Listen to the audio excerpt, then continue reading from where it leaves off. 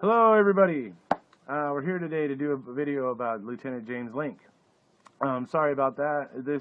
I meant to get a video out sooner, guys, but I've been having some technical difficulties and having to do a little bit of jiggery pokery here to get this to happen here. So sorry about that, but I will be making more videos.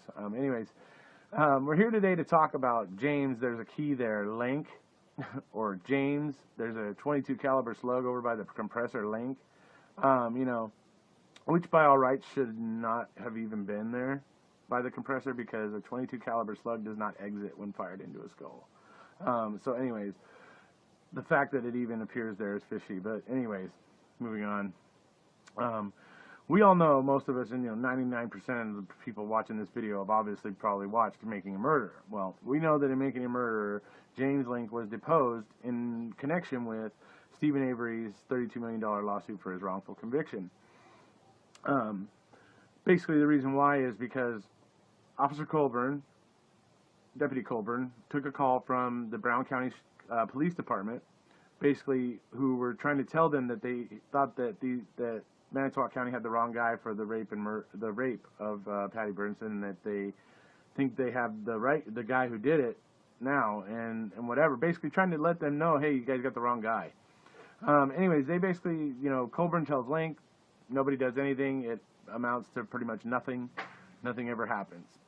Okay, so then suddenly you fast forward to 2003, to the day of or the day after Stephen getting exonerated. Suddenly these two pop up with, oh yes, oh we remember now, back in '98, yeah, we got this call from Brown County, and then now they're filing reports and what, so it's like, okay, whatever, just it shows you what's going on with this. But anyways, so what are they going to do now? Well, unfortunately, and I think by chance, Teresa Hallback goes missing.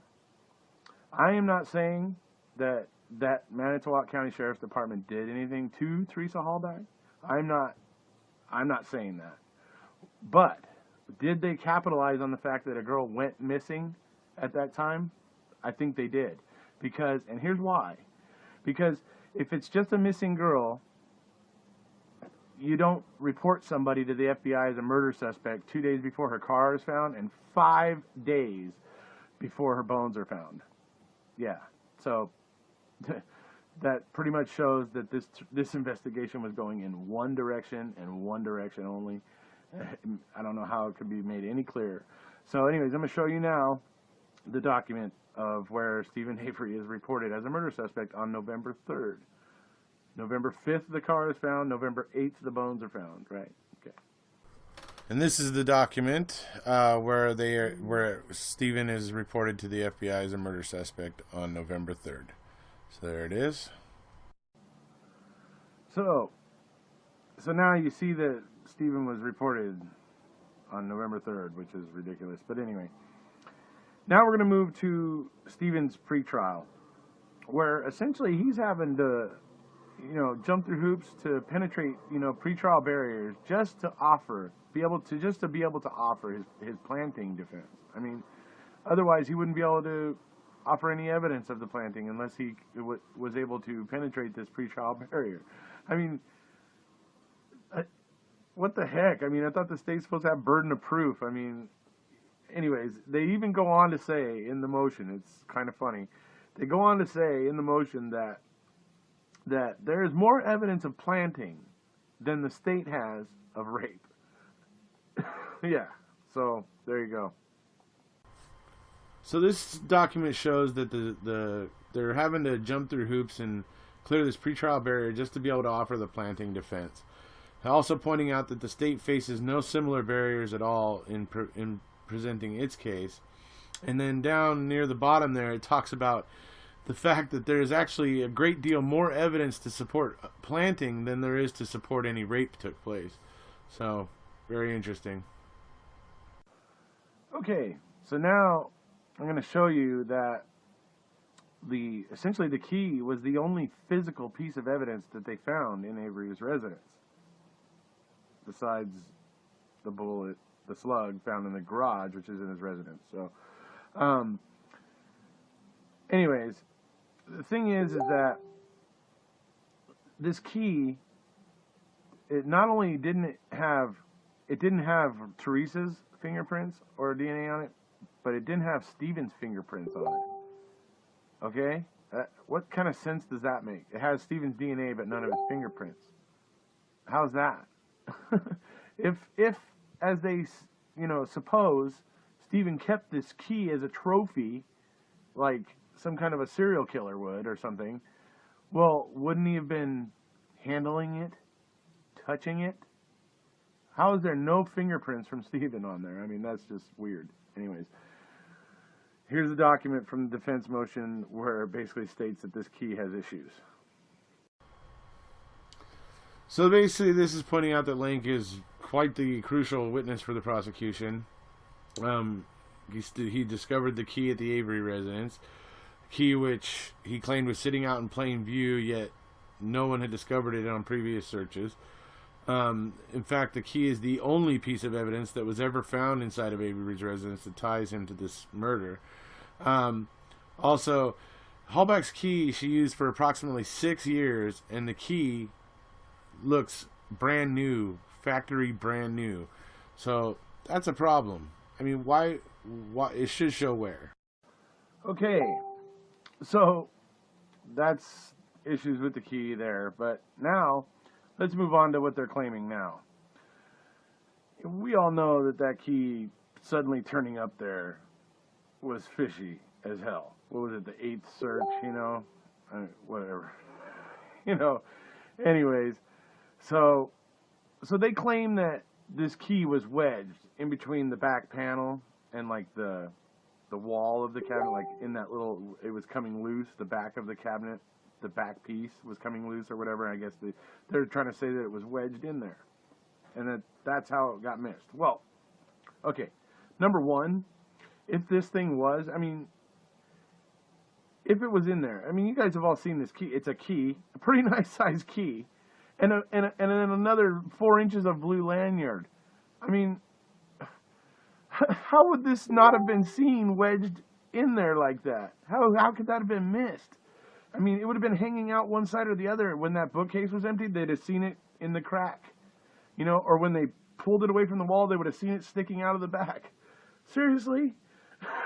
So anyways, but let's go ahead and let's examine that a little bit here. Let's look at this cabinet. Okay, so here we have a look at this cabinet.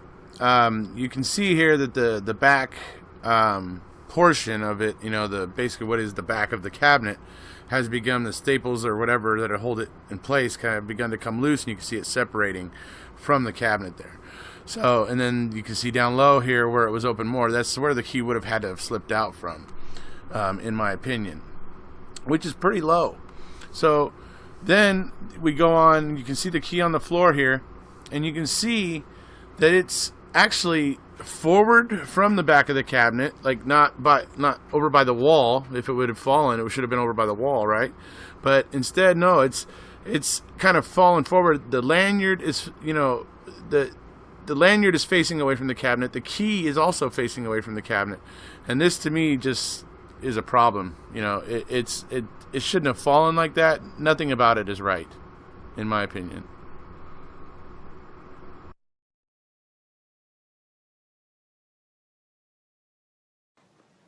Okay, all right, so now I'm going to show you a key. It happens to be my key. Anyway, it's to my truck. My truck, I drove it for, I still have it, but I drove it for maybe 3 years. 3 years. A year after I got it, I went and had an extra key made so that I didn't have to use the master key and I could keep it in a safe place. Anyways, so I went and had a key made. So this is a key that I used for 2 years. Okay, not even the full time that I had the truck, but just for maybe a couple years. This is it. And I want you to look at it where you can see the brass underneath the plating showing through after that limited amount of use. And Teresa had her key for probably far longer. But when you look at this key, you see that? You see where you can see the brass color underneath, like especially along the ridge there, and down around the edges where it would hit the little little guard pieces that come off the ignition or whatever, you know, and then you turn it around and you can see, totally can see the brass right here. So that's just after minimal use of only a limited amount of time of use, and this key looks like this. So now I'm going to show you this key that they found. Okay, so this is Teresa's key up close. You notice there that there is absolutely zero wear. This thing is brand new. It's like it's straight from the factory. You know, because you just saw what my key looked like after a minimal amount of use. This doesn't work. This is not her key. It's obvious. Okay, so now we move on to March of 2006. Basically, no evidence has really been found in the case in months. Besides, you know, pretty much the initial search of the Avery property. So they're having trouble corroborating things, you know. Anyways, so suddenly in March, after months of really no evidence turning up, Officer Link turns up on the scene, and lo and behold, suddenly we have the magic bullet appears over by the compressor. I mean, magic bullet indeed, because it's magic that it's even there, because 22 caliber slugs do not exit the skull. So it's just another dome scratcher, and guess who's involved?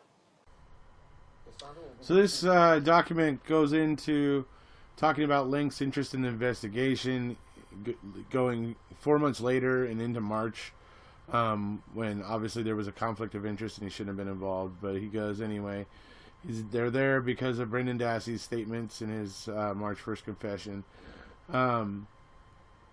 They find a partial DNA match on this bullet that they find in the garage, this slug, and it's odd that it was found because this garage was searched so many times. All right, now we're going to talk about the blood vial. All right. In MAM, they make a big deal about the hole in the tube. And apparently, I mean, there's so many conflicting reports about whether or not there should be a hole or not, whatever. I don't even care about that. Here's what gets me. What gets me, and they note it here in the defense's motion, is that when they go into that box in making a murderer, they hold that thing up, and you can clearly see that thing, the evidence tape has been broken, and obviously not in an authorized way, otherwise new evidence tape would have been put on it. But no, somebody was just trying to quickly get into it, get out, and hopefully nobody would notice for a very long time. I mean, it's pretty obvious, because it's sealed with regular, ordinary Scotch tape, you know, and badly at that. And then even when they pull the styrofoam out, the evidence tape on the styrofoam has been cut as well, and it was tried to be resealed with Scotch tape as well. So it just doesn't work. That they're trying to say that didn't get used or whatever. Somehow somebody was doing something with that blood vial that wasn't authorized. That's all I gotta say. Something unauthorized was happening with that blood vial. So, anyways, this motion also points out just exactly how easily the sheriffs could access the clerk's office and where this file was being kept out in the open, because so many people were coming in to ask to see and were asking to be able to look at some of the files and whatever. So because of that, they weren't even like locking the whole thing up in like a safe or whatever. It was basically just sitting out in the clerk's office for basically to ease the ordeal of having to go get it out of a safe, because it was just being asked for so much. So anyways, I'm going to go ahead and show you that document here. So this document goes into talking about the blood vial, and where it was being held in the clerk's office, and how easily any officer could have walked in there during the daytime and pretty much been, you know, nobody would have even blinked at them. Furthermore, they all have, you know, there's 2 master keys that the sheriffs have that could allow them in after hours, and they could have done whatever they wanted after hours or on the weekend. So they had clear and unobstructed access to Avery's blood in his 1985 court file. So that's, you know, pretty significant, really, especially considering. Okay, so now we're going to talk about the whereabouts of James Link on November 5th of 2005. Okay, this is interesting.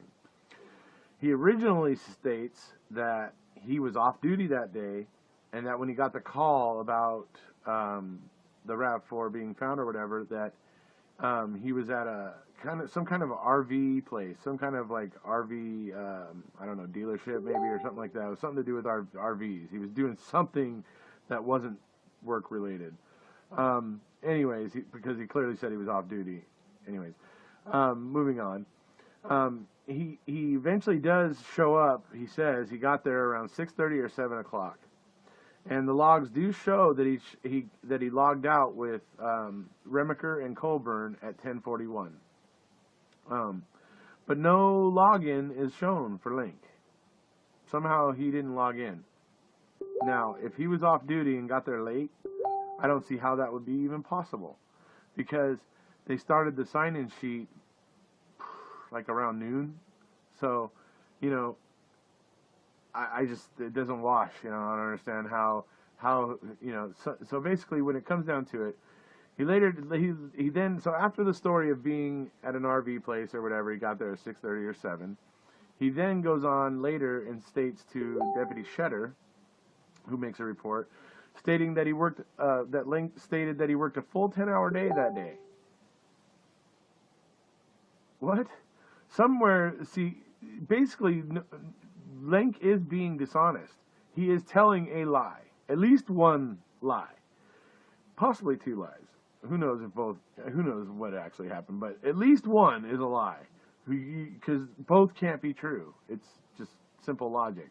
So, the man has lied under oath.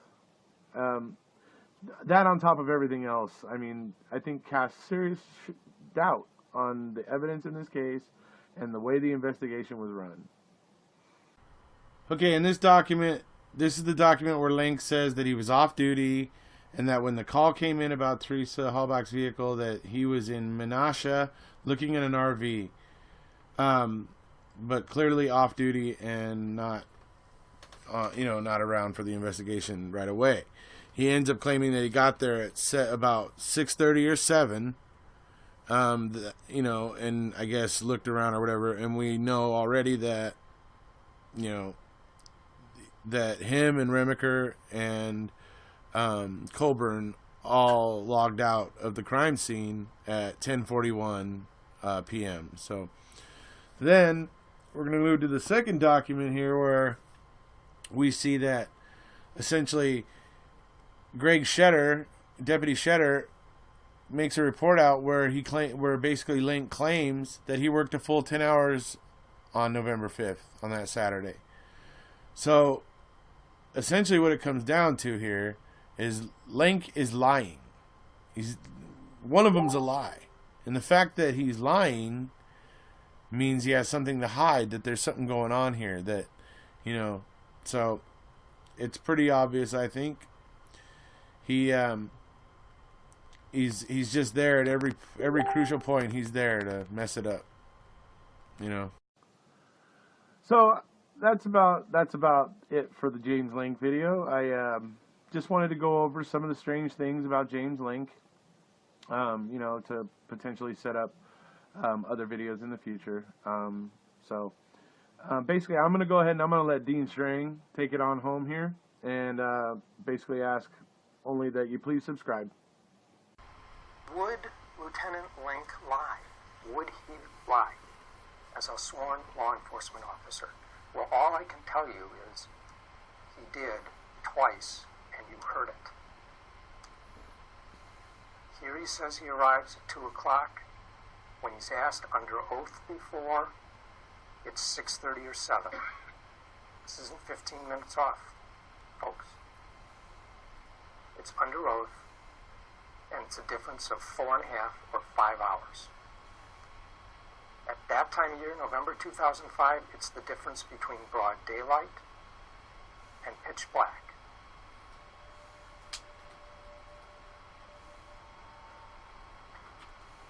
He was under oath.